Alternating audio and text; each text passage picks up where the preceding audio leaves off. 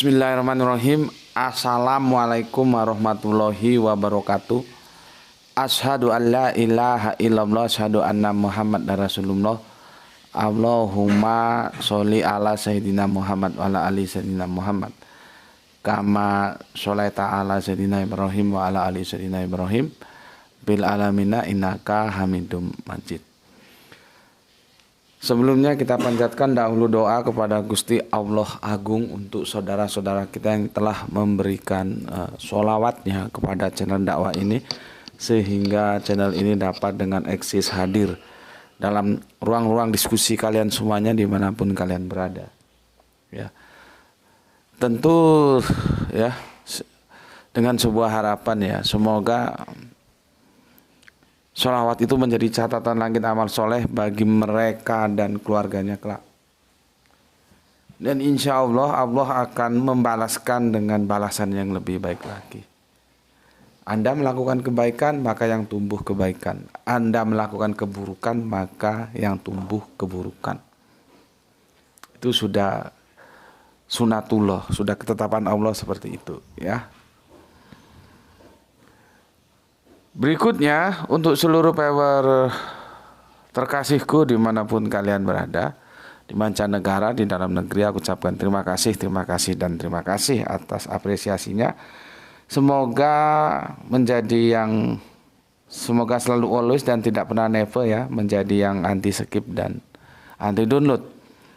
Bagi yang berkenan silakan saja di share, tapi link kajiannya ya, link kajiannya.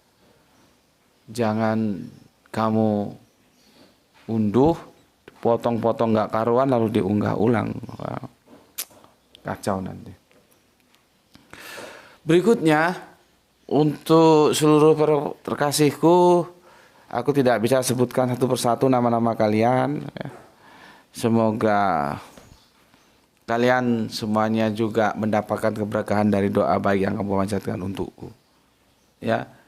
Sebagai sesama saudara muslim kita saling mendoakan dalam kebaikan, dan insya Allah bagian dari sekian doa-doa yang diijabai oleh Gusti Allah Agung adalah doa kita yang saling mendoakan dalam kebaikan sebagai saudara muslim.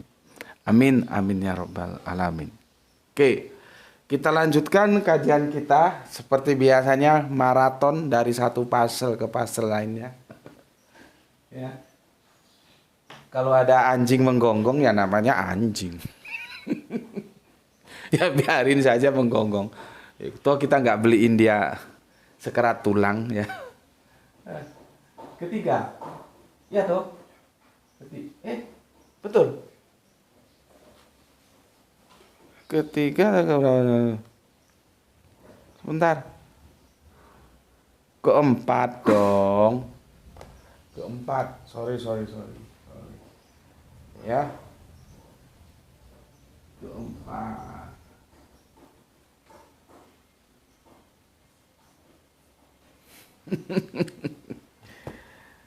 Memang bagaimana mau dikatakan manusia kalau dia sudah kehilangan rasa malu ya. Seorang yang bertamu ke rumah orang dan tidak dihiraukan, itu kan seharusnya ada rasa malu. Ya, channel itu kan ibarat rumah. Ya. Jadi mau estafet, mau enggak, mau apa-apa kan suka-suka aku. Ya. Oke, jadi nikmati saja kalau ada gonggongan-gonggongan anjing ya. Kalau bisa anjingnya itu jangan satu. Suruh ngajak teman masuk ke sini semua.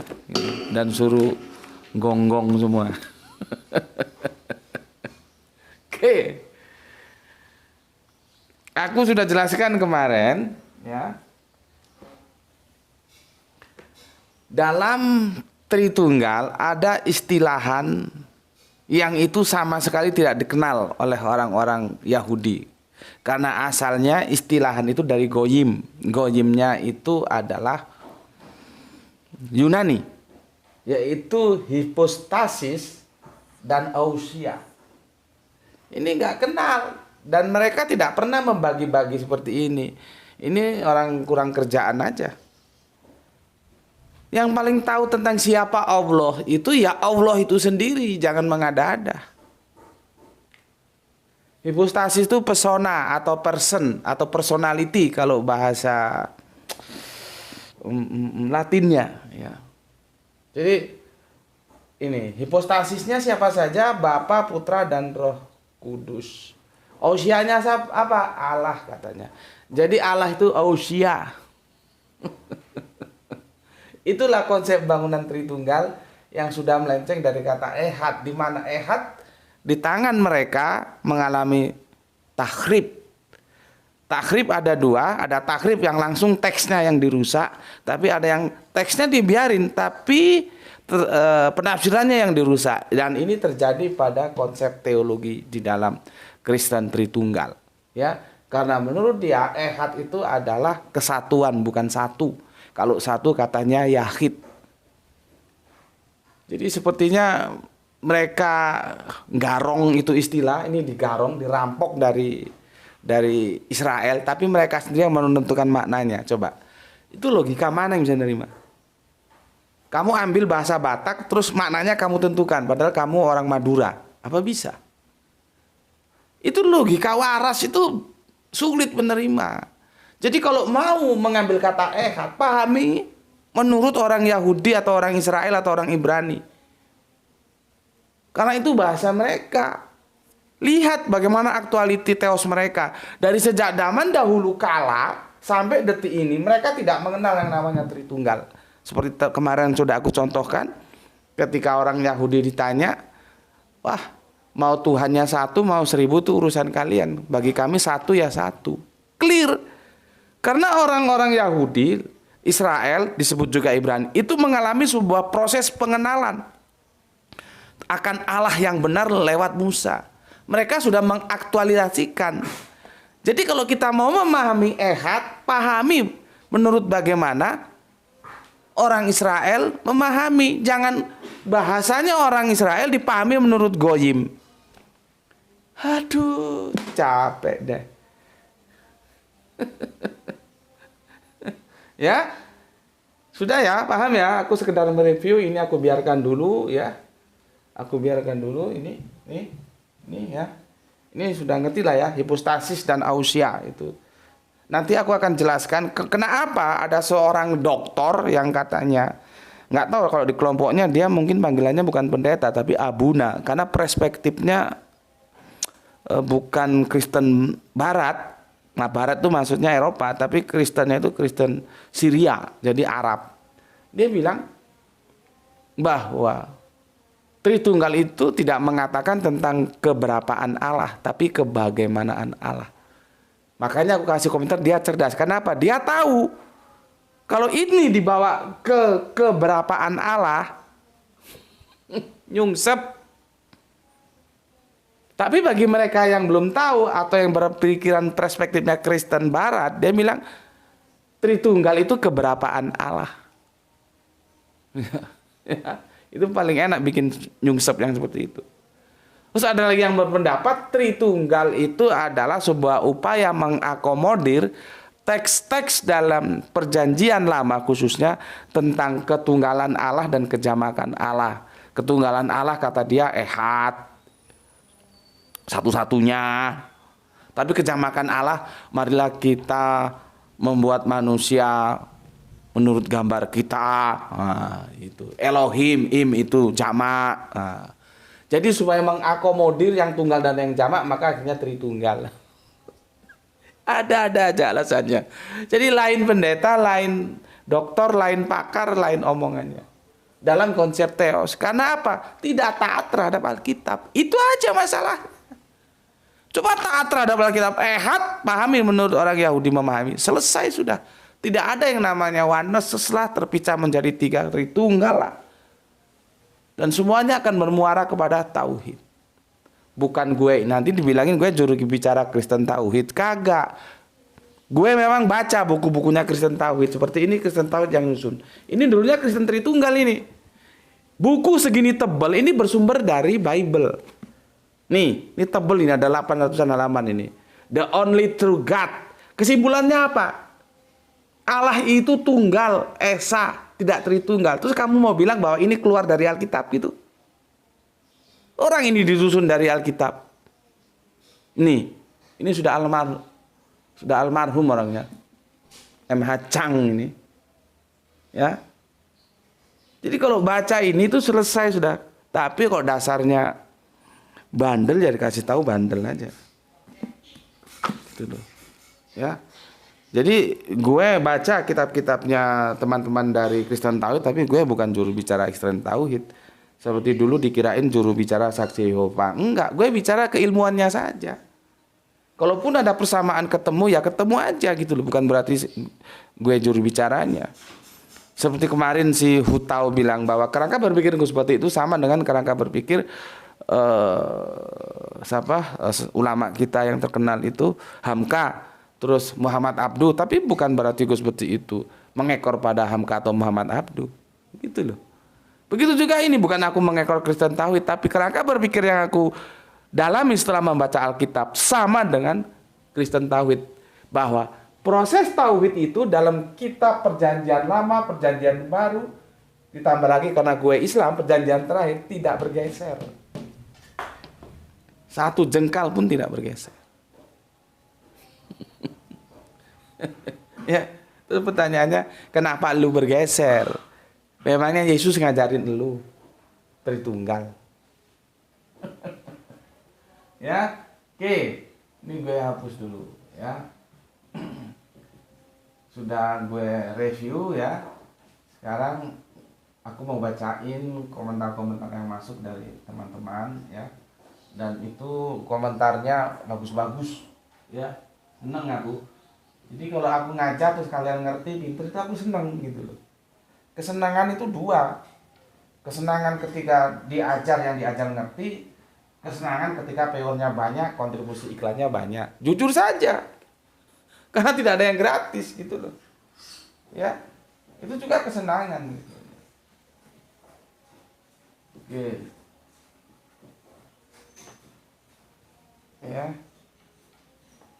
Sudah bersih. Aku kasih kering dulu. Biar nanti nulisnya enak.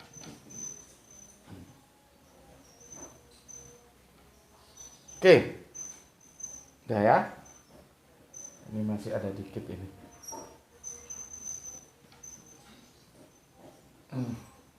Nggak tahu juga gue kenapa. Apa harus pakai alkohol? Oke. Aku baca komen yang masuk dari kalian ya. Sebagai bentuk apresiasiku seri ketiga ya, dari unggahan yang kemarin seri ketiga ya. Bismillahirrahmanirrahim ya. Pertama dari soleha kita yang apa ya, nggak tahu dia berani nggak ya ngisi kajian minimal lingkungan kecil dulu gitu ya. Nanti biar siapa yang ngisi kajian? Ustazah Gispati. Nah, kan keren. Tapi jangan kebablasan kalau ditanya, gurunya siapa? Sanatnya siapa?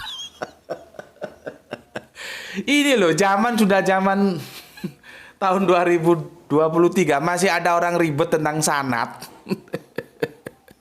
Itu padahal dia sendiri kalau ditanya sanat itu apa, perlunya untuk apa, belum tentu ngerti itu.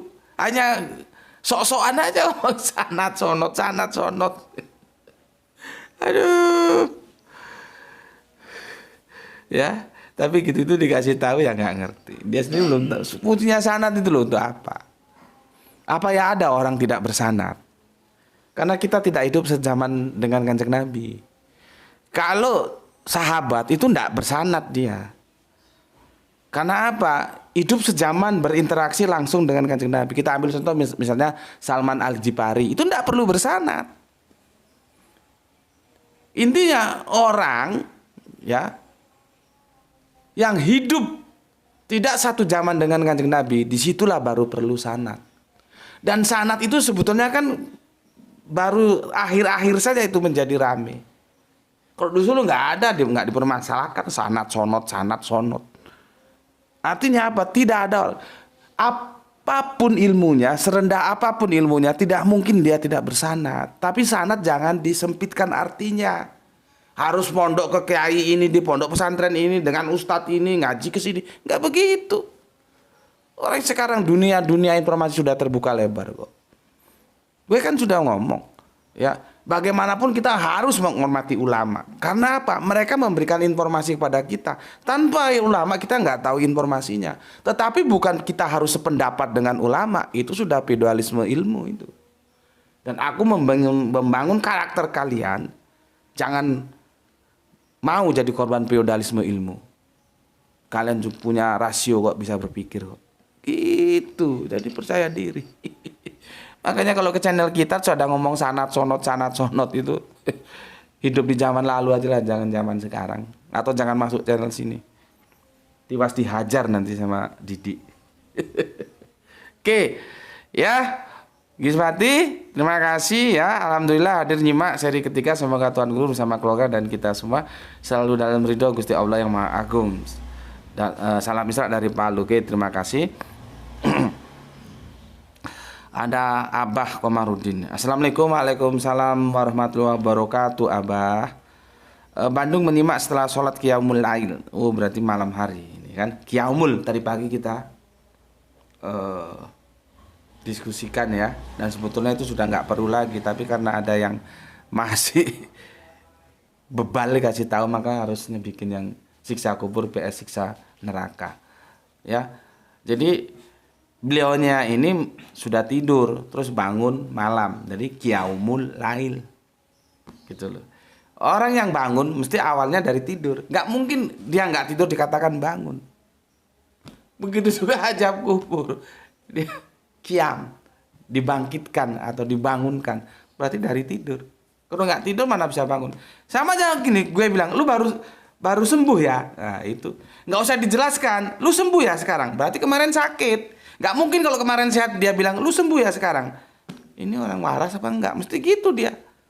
Tapi kalau kita ngomong alhamdulillah kamu udah sembuh ya, nah, itu gak usah dijelaskan. Berarti kemarin sakit. Kalau kemarin gak sakit gak mungkin dikatakan lu sudah sembuh ya, gak mungkin. Sama dengan lu bangun ya, berarti tadinya tidur gitu loh. Gak mungkin tadinya digebukin lu bangun, gak mungkin. Sederhana kan sebetulnya. Alhamdulillah Gusti Allah kasih kita rasional. Kalau kita mau memanfaatkan rasionalitas kita nggak akan terjajah dalam feodalisme ilmu. Ya, oke. Abah Komarudin atau nuhunnya sadayana, semoga Abah sehat selalu, panjang umur bersama keluarga, bersama istri, anak dan cucu tercinta. Salam Isra juga Abah nggih.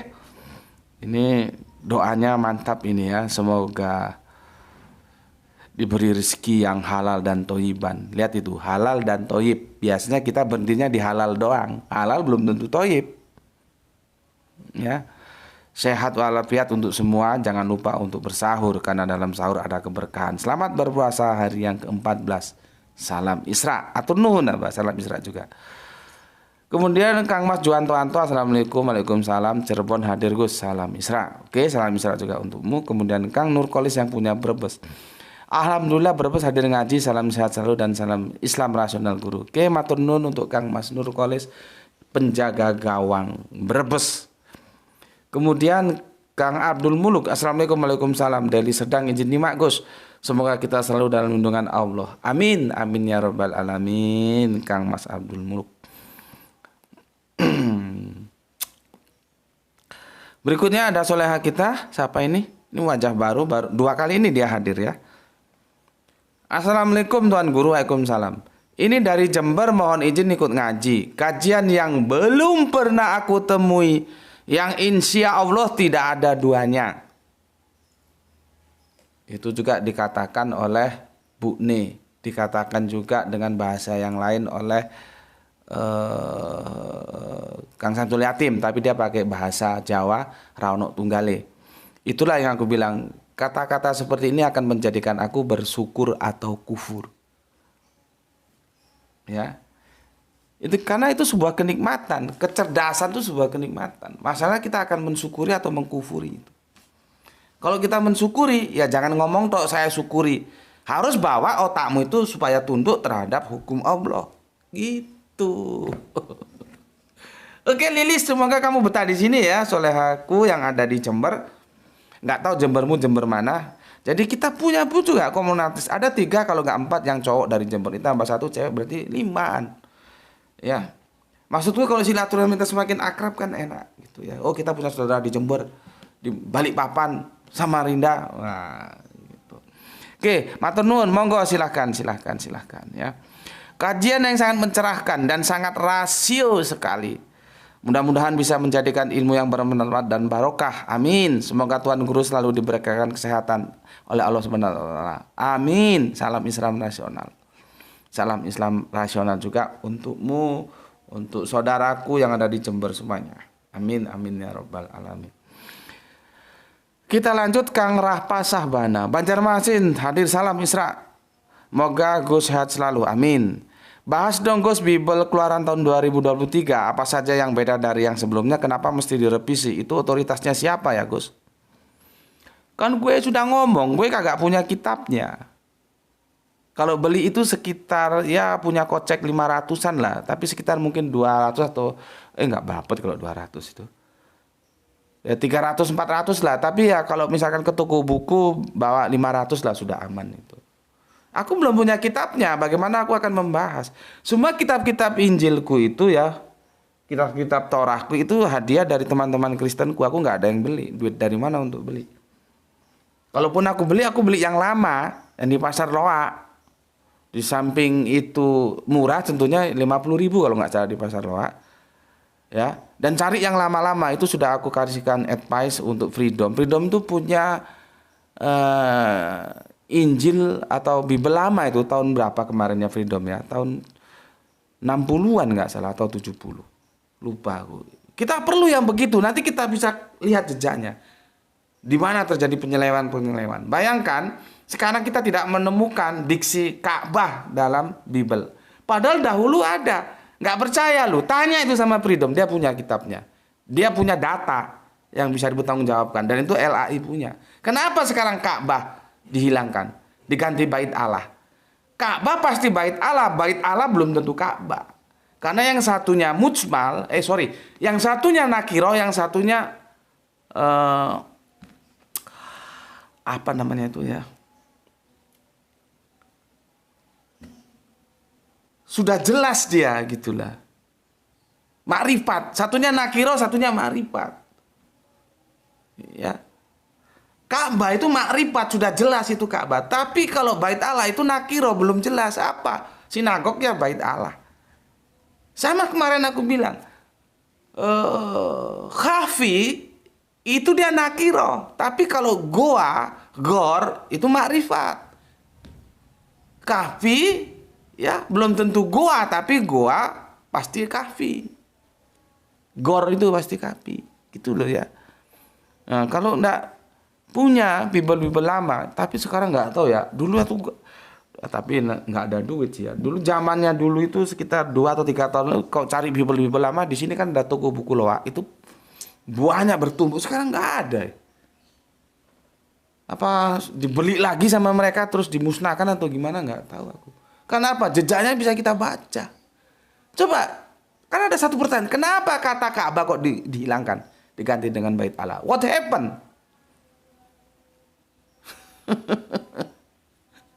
Dan satu-satunya Ka'bah itu ya semua tahulah di mana Ka'bah itu. Ya, jadi gitu Kang Mas Rapa Sabana. Aku sendiri ndak punya. Kalau aku nggak mungkin membahas yang aku ndak punya. Bisa dihajar nyungsep aku. Aku itu berani ngomong kalau aku sudah tahu literasinya seperti apa. Makanya aku menjadi pede. Aku berani bahas ini karena aku sudah baca dan sudah pelajari. Maka siapapun yang mengganjal aku mesti dia nyungsep tak bikin kepalanya. Gitu loh. Lah ini 2003 aku nggak punya. Ya kalau ada yang punya beli mau kirim ke sini ya alhamdulillah. Mungkin sekitar ya itu tadi lah, bawa uang 500 ke toko buku, ya toko buku. Di sini ada ya toko buku teman-teman Kristen, ada yang Katolik, Protestan. Nggak tahu juga yang 2023 ini yang diterjemahkan orang yang Protestan apa yang Katolik. Kita juga kan belum tahu. Ya. Jadi itu ya, aku nggak bisa bicara tanpa sesuatu yang aku belum tahu. Ya, aku belum tahu. Rupanya aja belum tahu apalagi megang. Kalau ini kan yang lama ini. Ya. Tapi jangan main-main dengan barang lama. Itu akan bisa menguak jejak-jejak kecurangan. Oke. Gitu Mas Rafa Sahbana ya. Kalau kamu mau beli silahkan, mungkin beli di, kalau nggak bisa di toko buku di sana nggak ada, kalau di sini ada, beli online aja ada itu. Ya. Oke, kemudian Bapak Iwan Tamim, ini sesepuh kita Tangerang, hadir, gue salam Isra. Segat always. Ya, semoga Allah menerima amal ibadah kita. Penggemar channel ini, wabil khusus buat guruku GM. Matur nuwun, Pak. Terima kasih, terima kasih. Seharusnya saya dong, Pak, yang berguru ke jenengan. Jadi sungkan saya, ya. Pak Iwan Tamim ini sesepuh kita, dia alumni IAIN Jakarta dulu. Jadi bapak kita lah ya, tapi masih semangat belajar. Alumni IAIN tuh. Ini yang ada I aja enggak, apalagi N, tapi enggak mau ngaji, kan kebangetan. Ini yang sudah sepuh alumni IAIN masih mau ngaji. Subhanallah.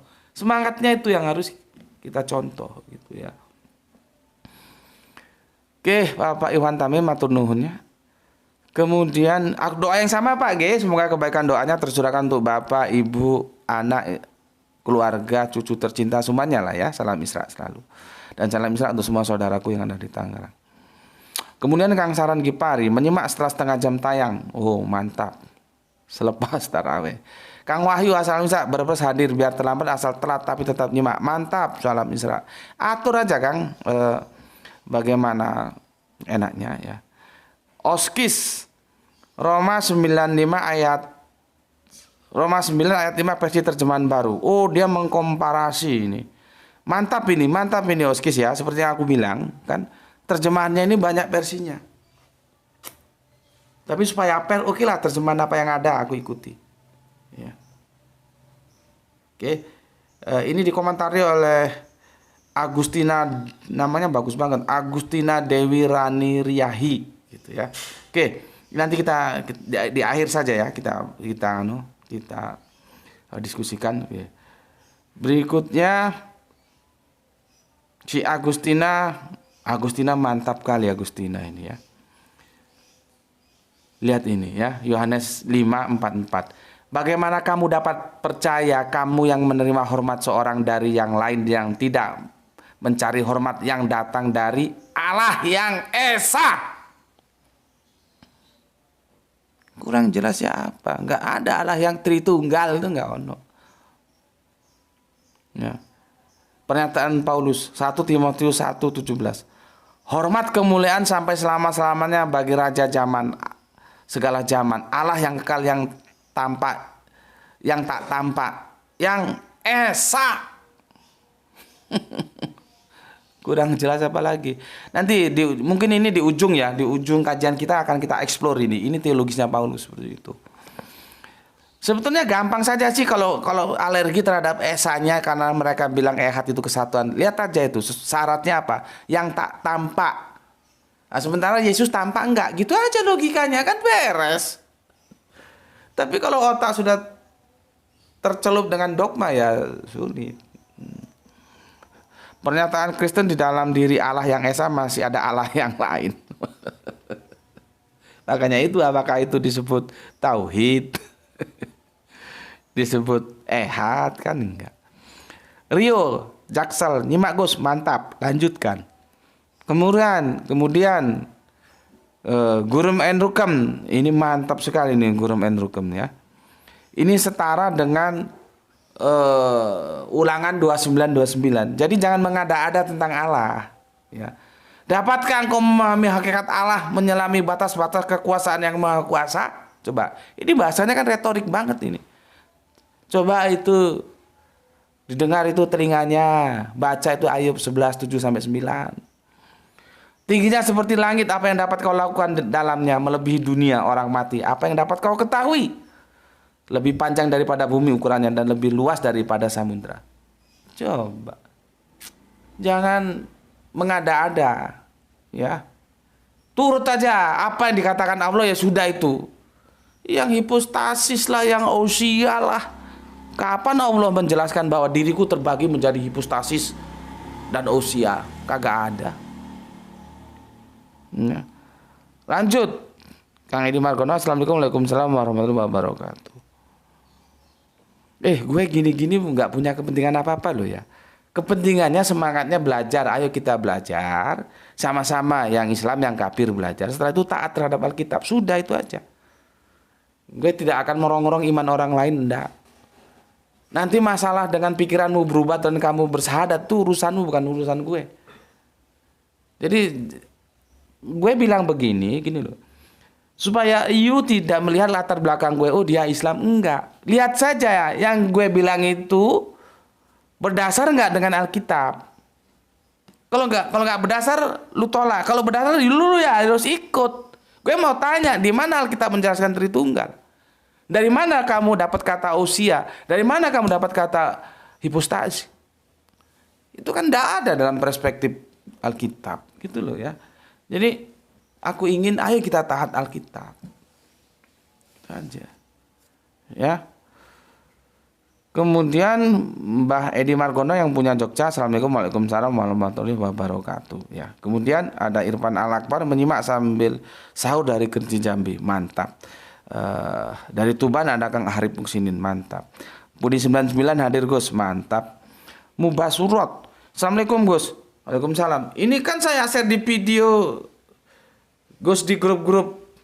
Kok malah saya dikeluarin dari grup Gus. Sebentar, tak ulangi kalimatmu. Ini kan saya share video Gus di grup-grup. Kok malah saya dikeluarin dari grup Gus. Nah, kamu nggak jelaskan grupnya grup apa. Coba nanti kamu jelaskan grupnya grup apa. Kalau grup Kristen, ya aku sudah bilang, itulah cara salah satu yang diambil untuk supaya keimanan itu tidak terongrong, menutup informasi dari luar yang itu mengganggu keimanan mereka. Maka kamu dikeluarkan, wajar. Aku juga sering begitu kok, tapi nggak ada masalah. Orang aku juga ini mau mengurangi grup itu loh, saking banyaknya grup sampai pusing, nggak bisa. Kita mau keluar juga nggak enak, nanti sungkan. Jadi kalau dikeluarin, aku ya kebenaran dikeluarin, nggak ada masalah. Bikin handphone lemot lah, ya kalau handphone canggih. Ini gak usah pusing keluarin dari grup itu, memang pusing. Cuman yang jadi masalah ini kan informasi kita memang jadi tidak tersampaikan. Nah, aku nggak tahu itu grup apa. Kalau grup Kristen alasannya seperti itu. Kalau grup Islam maka alasannya itulah yang aku bilang, kebodohan yang orang tidak pernah menganggap bahwa kristologi itu perlu, urgen. Kenapa? Karena aku juga pernah begitu ngalami. Jadi menurut mereka pegang Bible itu haram. Enggak, dakwah enggak pakai Injil, enggak pakai Bible. Siapa bilang? Lah Kanjeng Nabi Muhammad diskusi dengan kafir Najran itu pakai apa? Kalau enggak pakai kristologi. Tapi ya jangan kamu bayangkan terus buka-buka Torah, buka-buka Injil, ya enggak begitulah. Jangan terlalu goblok lah. Supaya lu tahu ya. Waktu gue merehabilitasi bersama teman-teman Arimatea. Tuh. Cari buku di situ tuh, ada domba hilang yang kembali pulang. Domba hilang yang kembali pulang ada enggak? Nah, iya betul, di tumpukan situ ada enggak? Kalau enggak ada ya sudah. Bukunya enggak ada. Bapak bungkus di ya, ini di bawah Muslim ya di bawah itu apa coba? Enggak ada. Ya sudah. Jadi gini ya. Enggak ada?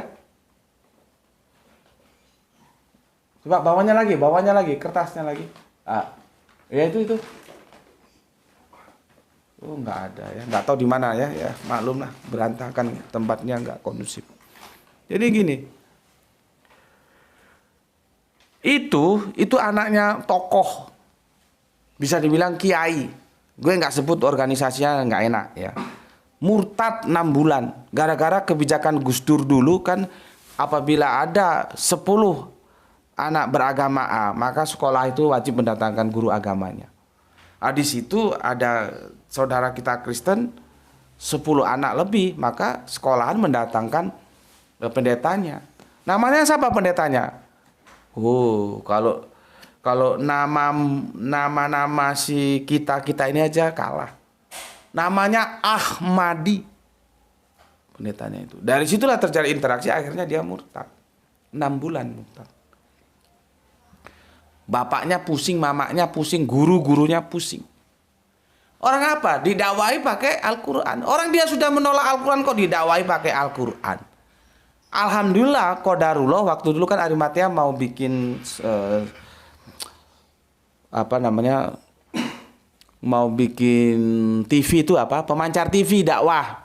Nah, kita menggalang dana tapi nggak, akhirnya juga kandas karena ya kembali dana ya. Tapi setidaknya kita pernah berobsesi dan kita pernah menggalang dana meskipun kandas ya. Waktu kita mau menggalang dana itu kan semua Arimatea ngumpul. Nah, di situ dia datang, diantar gurunya tahu dari adiknya. Oh, kalau model begini ini bawa ke Arimatea. Dibawa ke Arimatea ketemu aku. Oke, karena kita lagi sibuk dan nggak mungkin ini bisa selesai satu kali temuan, nggak kasih alamatnya, nanti saya datang ke sana. Alhamdulillah. Tapi itu lama. Cuman kan rumahnya kami berdekatan, sama-sama Batu ya ada berapa kilo tuh ya sini ke sana? Ada 10 kiloan lah. 10 kilometer lah atau 15 kilometer. Tapi masih tetap wilayah Batu, jadi terjangkau. Aku tiap sore datang, seminggu berapa kali ya setempatnya. Jadi itu ada sekitar 1 tahunan atau 6 bulanan, aku nggak tahu, yang jelas lama. Subhanallah, alhamdulillah akhirnya bersahadat kembali. Padahal dia bilang, Om, lihat nanti di akhirat Muhammad atau Yesus yang tersenyum bertaruhan dengan saya. Dia bilang begitu. Muhammad atau Yesus yang tersenyum nanti di akhirat. Taruhan dengan saya. Gitu. Bapaknya itu kan tokoh agama di sini, disegani orang. Makanya berita ini nggak begitu berani diekspos, menyangkut nama organisasi juga. Bapaknya ngomong ke gue ini, ya, intinya dia sudah nggak betah lah. Tapi mau nggak betah. Mana bisa, orang sudah menolak Al-Quran dakwai dengan Al-Qurannya nehi. Tahu nehi nggak artinya? Tanya sama orang India sana, jangan tanya sama orang Israel kalau nehi, karena nehi itu bahasanya orang India. Kalau ehad itu bahasa orang Israel, tanya sama orang Israel, jangan tanya sama orang Yunani. Jadi jangan geblek-geblek amat gitu loh. Ya. Akhirnya ya Injilnya ini aku masih ingat. Ya ini Injilnya, ini dikasih mualaf namanya Randy Tanjaya. Ini dari mualaf. Dia padahal mau diberangkatkan ke Filipina pada saat itu. Akhirnya dia bersahadat. Ini kenang-kenangan dari dia. Gambarnya masih ada kalau nggak salah ya. Tuh, kira itu.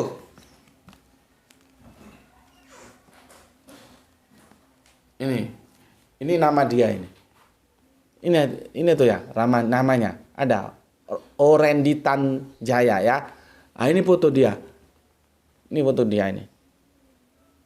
Ini foto dia. Ini dari mualaf. Nanti you bilang Gus Betik itu mengada-ngada mualaf. You nggak percaya, datang ke sini, gue antrin. Hidung lu gue tunjukin sama dia orang. Gue bukan orang yang suka bohong. Seperti kafir-kafir itu. Ngakunya mualaf sekarang lagi dicari itu. Ngakunya mualaf bilang, gue ngeprank, kan kurang ajar. Agamanya ngajarin bohong begitu. Kalau Islam nggak. Islam mengajari kejujuran. Jangan bohong. Ya. Terus gue ajak diskusi pakai ini. Alhamdulillah bersahadat. Ya, dan itu gue tulis dalam buku, gue susun bukunya, tapi lebih tebal dari Bible menjanjikan Islam. Cuman aku cari nama nanti ya, kalau ketemu aku kasih tahu. Jadi gue itu punya 2 buku. Bible menjanjikan Islam dan Domba Hilang yang Kembali Pulang. Ya. Akhirnya apa? Bersahadat dia. Jadi buku Domba Hilang yang Kembali Pulang itu dialogku sama dia yang aku bukukan. Sama dengan almarhum semoga Allah merahmatinya Yai Bahak ketika dialog dengan Widuri atau siapa itu, pastor itu ya dari Katolik. Bukan pastor kan nggak punya istri. Dari Katolik akhirnya dia bersahadat dan dibukukan dialog ketuhanan Yesus kan. Gitu. Aku menapaktilasi beliau. Aku bukukan juga. Yang jadi masalah, Ini kelompok kaku ini. Anak yang murtad ini dari keluarga yang kelompoknya kaku. Al-Quran hadis, Al-Quran hadis. Abad ke-6 lah. Jadi menurut mereka dakwah itu harus pakai Al-Quran. Gak pakai Bible gitu loh. Tapi begitu tahu anaknya bersahadat, mingkem. Gak berani komentar sama gue. Buktinya apa? Anaknya itu kembali bersahadat lewat Bible, bukan lewat Al-Quran. Gak berani komentar sama gue. Karena gue bicara fakta. Buktinya anaknya, anak bapak, anak ibu bersahadat sekarang. Dengan apa? Dengan Bible. Tapi dalam kerangka berpikir mereka, dakwah itu harus seperti Nabi pakai Al-Quran. Karena dia nggak tahu bahwa Nabi juga pernah membahas kristologi dengan kafir Najran. Gitu loh. Nah, makanya aku nggak tahu kamu itu dikeluarkan dari grup apa, datanya yang lengkap. Kalau grup Kristen jawabnya seperti itu. Kalau grup yang Islam jawabnya juga seperti tadi itu. Yang aku jelaskan, mereka itu kuper, kurang pergaulan, tidak mengerti bagaimana pentingnya kristologi. Dakwah itu strategi, nggak harus pakai Al-Quran. Orang sudah nggak mau Al-Quran kok dipakai Al-Quran. Yang penting kan goalnya dia bersahadat, alhamdulillah. Dan sekarang nih sudah jadi ustadz, alhamdulillah ya Allah, gue begini-begini kader gue jadi ustadz. Makanya di antara lu itu ya semoga ada yang jadi ustadz, ustazah. Ya. Dia sekarang di kelompoknya tuh disegani dia jadi ustadz sekarang. Coba dulu dihantam pakai Al-Quran, mana mau dia. Ya, jadi itu Mas ya, itu Mas Mubarak, Anda nggak usah kecil hati. Apa yang kamu alami juga sudah aku alami. Jadi kalau grupnya itu grup Kristen ya, ya seperti itu. Karena mereka juga ingin melindungi iman mereka, maka semua informasi yang itu mengganggu iman mereka ya mereka buang, mereka tutup. Itu yang pertama. Kalau Islam karena memang wawasannya mereka sempit, tidak tahu bahwa kristologi itu ibarat ban luar ban dalam. Belajar Islam itu nomor 1, nomor 2 kristologi. Apalagi di zaman keterbukaan seperti sekarang ini. Memang sih kita akan menjadi sedikit beda ya. Kalau misalkan di grup Kristen ya wajar lah. Ini grup saudara sendiri justru kita dikeluarin. Ya, ya dimaklumi sajalah. Seperti katanya Yesus, maafkanlah mereka karena mereka tidak tahu. Tidak tahu apa bahwa kristologi itu penting. Gitu aja Mas ya, dibikin jembar aja hatinya, dibikin luas ya. Sudah ya, sudah semua. Aku akan memberikan sedikit perhatian yang itu menarik, hasil diskusi antara Oskis dan Agustina Dwi Rani Riyahi. Jenengmu kok ya dawa amat to, nduk cayu. Agustina Dwi Rani Riyahi. Ya. Oke, terima kasih sebelumnya untuk Oskis dan untuk Agustina ini ya. Terima kasih telah memberikan data yang begitu sangat urgen ya. Oke, Agustina tadi sudah aku bacakan ya, bahwa ini dia Yohanes 5:44 dan pernyataan Paulus ya, 1 Timotius 1 ya, bahwa Allah itu ya Esa ya. Itu nanti akan mengerucut di ujung kajian kita, bagaimana teologis Paulus ya. Dan kita sekarang fokus ke sini dulu, ke terjemahan. Aku sudah bilang Mas, di seri yang pertama nggak salah ya. Kan aku hunting itu ya. Surat Roma ayat 9 dan ayat 5 ini versi terjemahannya banyak banget. Jadi jangan kamu kira satu versi seperti ini ya, teman-teman Kristen ya. Anda jangan kuper, Anda harus membuka diri. Bahwa terjemahannya itu juga debatable sudah. Terlepas nanti dulu memang tidak ada titik koma. Ya, harus tahu terjemahan jangan hanya terkungkung di sini. Tapi kan aku berusaha berbesar hati. Sudahlah, tak ikuti permainanmu, tak ikuti. Kita ikut terjemahan ini juga, enggak apa-apa. Aku masih tidak menjadikan itu masalah. Dan nanti di ujungnya akan aku tunjukkan bagaimana bahwa domir kata ganti ia itu tidaklah merujuk kepada Yesus.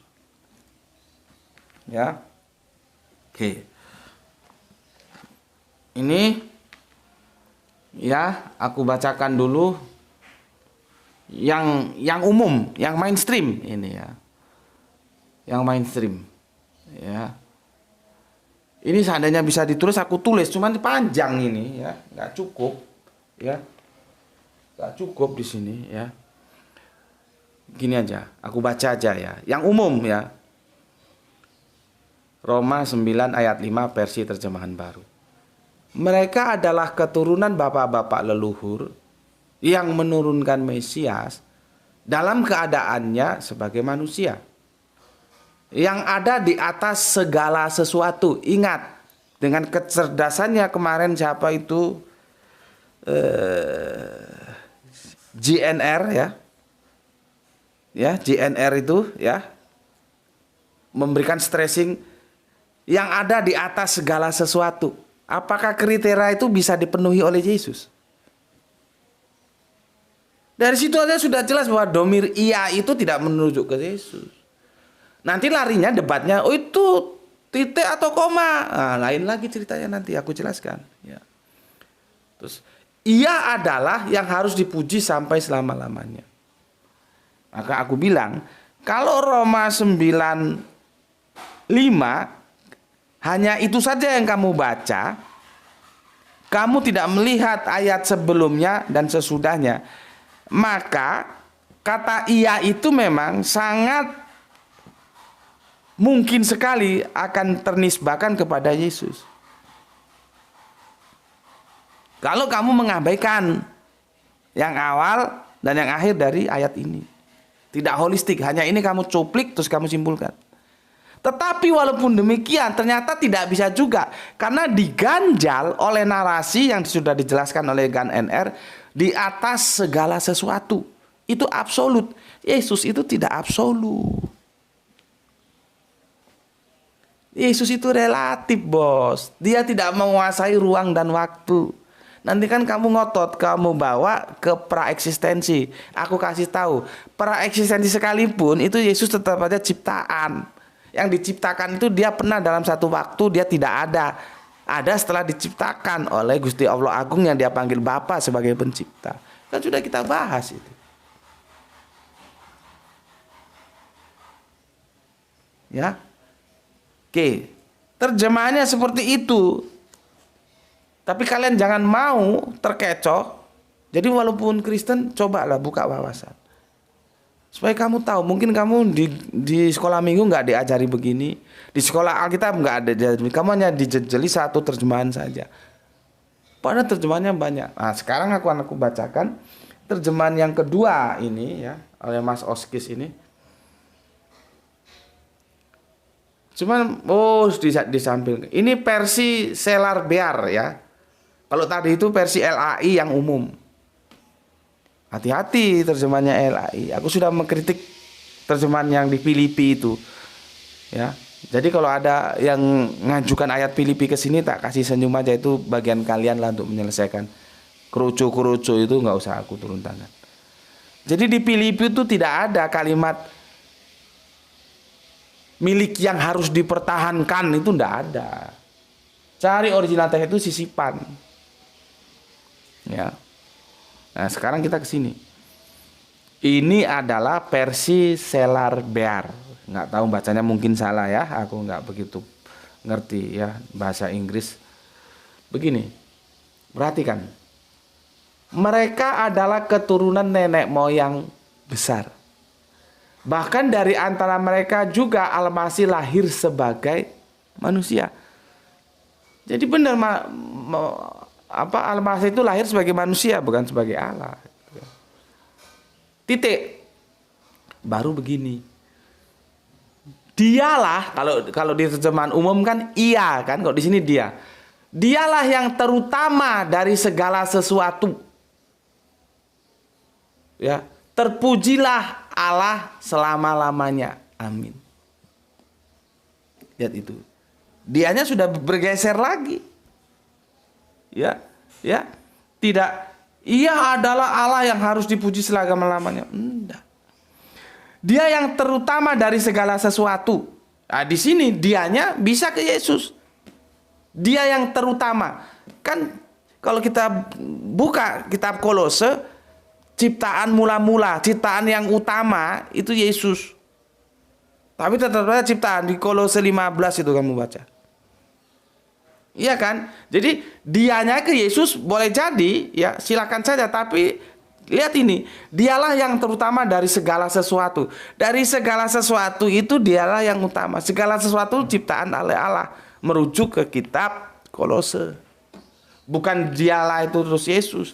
Beda dengan yang terjemahan umum. Dia terjemahan umum dia begini. Yang ada di atas segala sesuatu. Beda.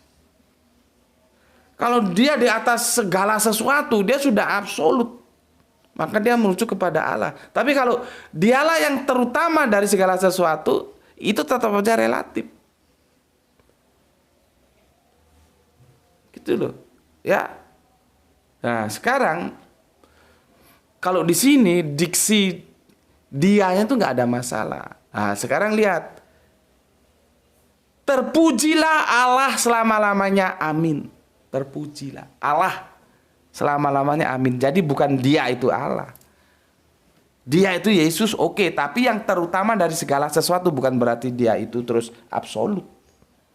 Beda lagi terjemahannya. Nanti ini ya, nanti kalau sudah sampai waktunya kita ke sana. Kita akan pelajari sebetulnya kerangka narasi yang dibikin Paulus itu seperti apa. Pernahkah Paulus memberikan pujian itu di belakang? Ini kan pujiannya di belakang ini. Terpujilah Allah selama-lamanya. Amin. Biasanya pujiannya itu di depan. Baru bla bla bla bla bla bla apa. Ini enggak bla bla bla bla bla dipuji. Nah, itu juga harus kita pelajari. Kenapa kok susunannya enggak seperti biasanya? Tapi kali ini kita sudah diberikan, sebetulnya ini belum sih ya, cuman karena sudah masuk lewat Oskis ya sudahlah. Ini sebetulnya nanti di ujung ya, kita akan pelajari beberapa versi-versi terjemahan. Ya, tapi karena sudah masuk ya sudahlah ya. Itu. Oke. Sekarang aku terima kasih ya untuk Mas atau Mbak ini, Oskis ya, terima kasih ya. Ini baru terjemahan satu aja disandingkan, sudah babak belur gini. Kalau ada 10 terjemahan, tapi tidak apa-apa, aku masih pegang terjemahan yang mainstream, mengikuti kerangka berpikir kalian, tidak apa-apa. Nanti bisa aku selesaikan. Ya, oke. Sekarang aku akan menjelaskan kitab Ayub yang dinukil oleh Gurem N. Rukam. Ya. 1 ya. Ayub berapa ini? 11 7 sampai 9. Ini sekelas dengan ini, pesannya sama ini. Ulangan 29. Ya, kamu buka. Ulangan 29 ya. Jadi ulangan 29. Nanti ada lagi banyak ini ya. Ini aja dulu ya. Ulangan 29 ya. Kalau di hadis ya, kita itu tidak boleh berbicara tentang zat Allah. Kita itu diperbolehkan untuk Ciptaannya itu loh kamu pikirkan, kamu renungkan. Ciptaan Allah, bukan zatnya. Karena tidak akan mampu kita. Aku sudah bikin ya 2 kalau nggak 3 tahun yang lalu. Zat Allah itu jangan terus dipahami zat cair, gas padat, aduh terlalu cetek. Nggak begitu. Ya, nggak begitu. Oke. Di sini sudah dikatakan, pikirkan olehmu tentang ciptaan Allah, tapi jangan pikiran tentang zat Allah. Hadisnya nanti cari, ya. Ulangan 29. Bagi kita hanya yang Allah jelaskan saja kepada kita. Ya. Begini bunyinya. Hal-hal yang tersembunyi ialah bagi Tuhan Allah kita, tetapi hal-hal yang dinyatakan ialah bagi kita dan bagi anak-anak kita sampai selama-lamanya, supaya kita melakukan segala perkataan hukum Taurat. Jadi ini era Musa, era Taurat. Pernah nggak Taurat jelas no Tritunggal? Coba buka otakmu. Apa di sini? Hal-hal yang tersembunyi itu bagi Tuhan saja, Allah kita. Tetapi hal-hal yang dinyatakan, kita berbicara tentang Allah sebatas yang Allah nyatakan saja. Jangan mengada-ngada. Yang tidak dinyatakan Allah itu milik Allah. Ya, kita lihat di Ayub. Ya, dapatkah engkau memahami hakikat Allah? Nah ini, zat ini hakikatnya. Ya, makanya dilarang. Nggak sampai otak kita ke sini. Nah, karena aku bilang, rasionalitas kita itu punya keterbatasan. Maka ketika sudah menyentuh hal-hal yang seperti ini, tunduk, nggak mampu kita. Tapi jangan terus otak nggak dipakai, rasionalitas nggak dipakai, nggak begitu. Jadi ada domainnya sendiri-sendiri. Ini kalau yang semangatnya semangat curu, tahu-tahu ngomong aja, otak itu begini begitu. Kamu bagian otak aja nggak ngerti ngomong. Padahal sudah aku jelaskan kan di video tentang kerangka berpikir akademis itu bagaimana. Ada rasional, ada irasional, rasional, transrasional. Ya, oke. Jadi ya, dapatkah kau memahami hakikat Allah, menyelami batas-batas kekuasaan yang maha kuasa, tingginya seperti langit. Apa yang dapat kamu lakukan? Dalamnya melebihi dunia orang mati. Apa yang dapat kamu ketahui? Lebih panjang daripada bumi ukurannya dan lebih luas daripada samudra. Ini menggambarkan itu kemahasegalaannya Allah.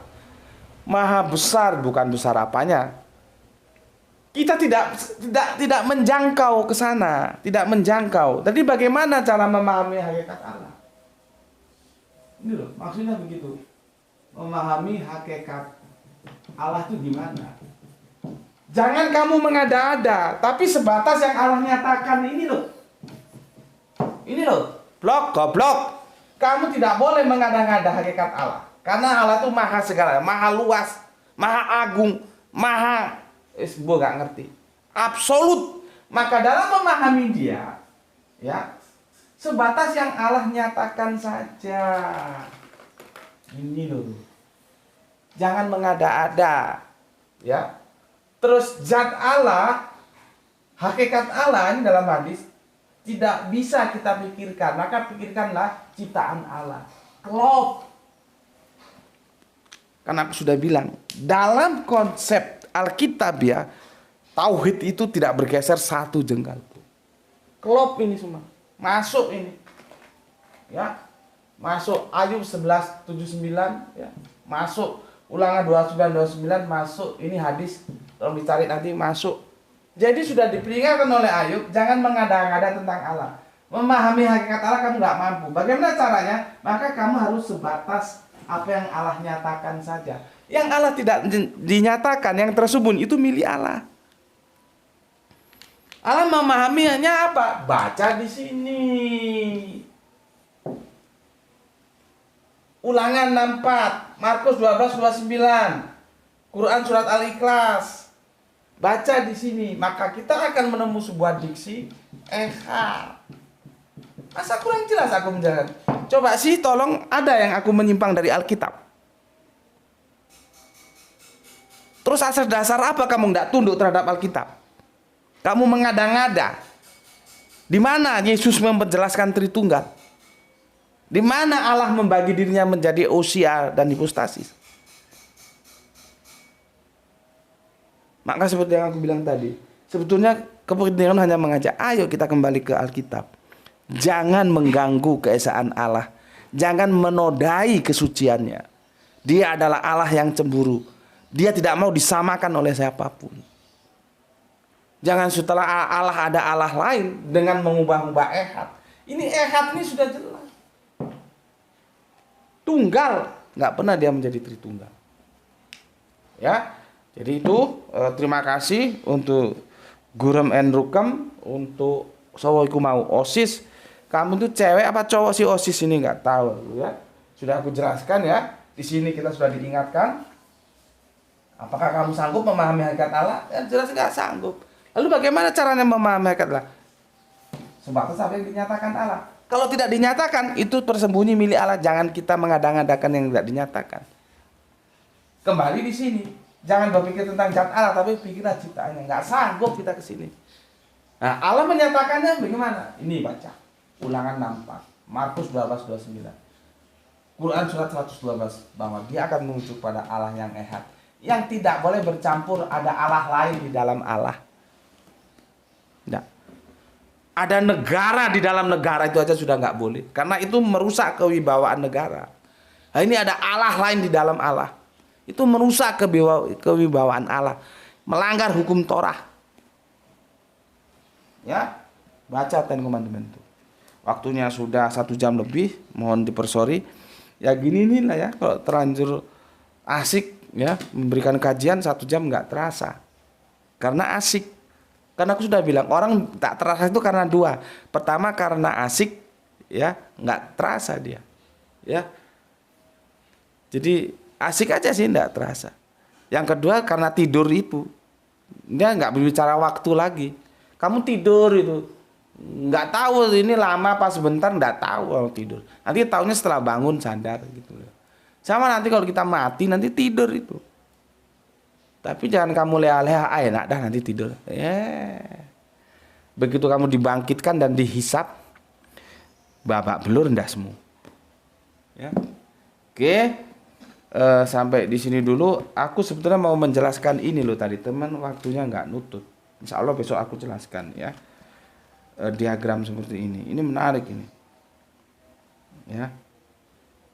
Pelan-pelan aja kita ngaji ya, insya Allah memberikan penjelasan.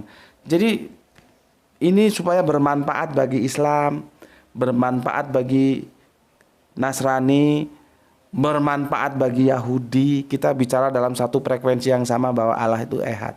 Nah, teman-teman Kristen, monggo dipikirkan. Aku nggak janji, biasanya janji juga meleset karena keadaan. Besok mau menjelaskan ini aku.